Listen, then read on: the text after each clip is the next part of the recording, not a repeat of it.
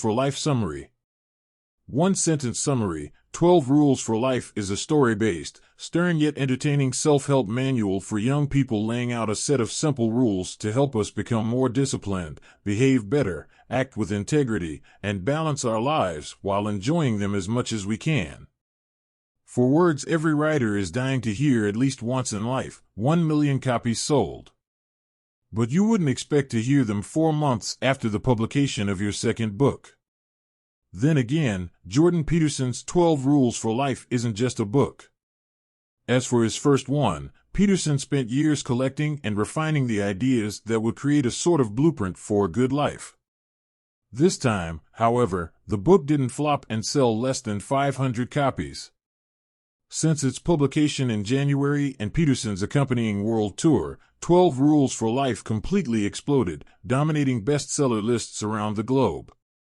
Suddenly, millions view, listen to, and follow Peterson on social media. He's racked up over $60,000 in monthly donations through Patreon, and, of course, 1 million copies sold. Whether he's just struck the right nerve at the right time or put his finger on true significance and meaning, only time will tell, but with thousands of people messaging him how the book's changed their lives, chances are good it's the latter.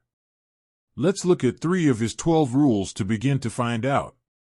1. Sweep in front of your own door before pointing out the street is dirty. 2. Treat yourself like a child you're responsible for.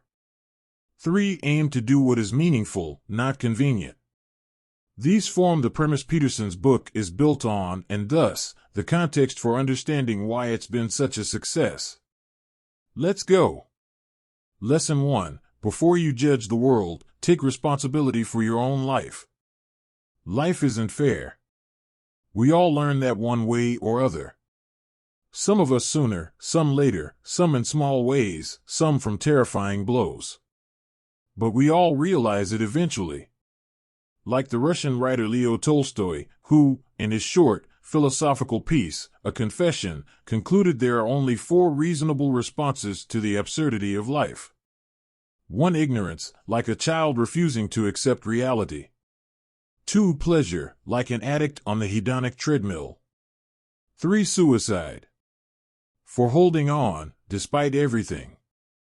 Even though he concluded suicide was the most honest answer, Tolstoy himself chose the last option, forever struggling on, which tells you a lot about his and Peterson's beliefs about a good life. No matter how unfair life gets, you should never blame the world. There's always someone who's suffered worse than you. Like Viktor Frankl, for example. Besides, even though the future may sometimes look bleak, if you can focus on taking responsibility and keeping your own house clean, so to speak, you'll find the bad times will pass. Lesson 2. Care for yourself like you would for a loved one. Have you ever gotten a prescription from the doctor and thought, nah, I don't need that? Over 1/3 of people do it regularly. According to Peterson, it's neither smart nor smug. It's a subversive form of self-punishment. We do it a lot and, as a result, tend to take better care of others than ourselves. Peterson suggests this is a consequence of our inability to deal with the insanity of life described above.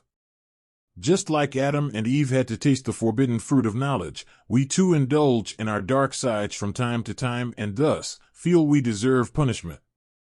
But, as with the unfairness of life, we all got thrown out of the Garden of Eden.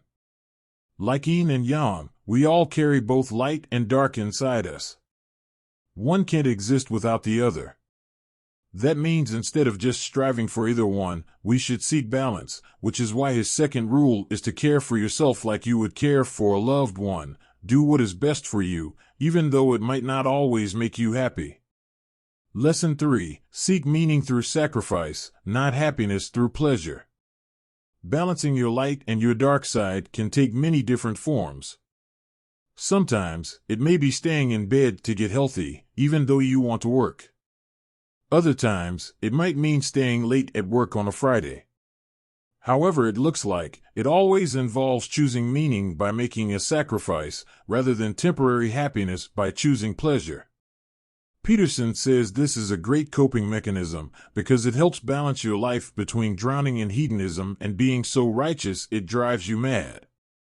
Of course, not all sacrifices are equal. Those you make for personal gain, like working overtime to pay for a vacation, hold less meaning than those you make for the greater good, like volunteering on a Saturday.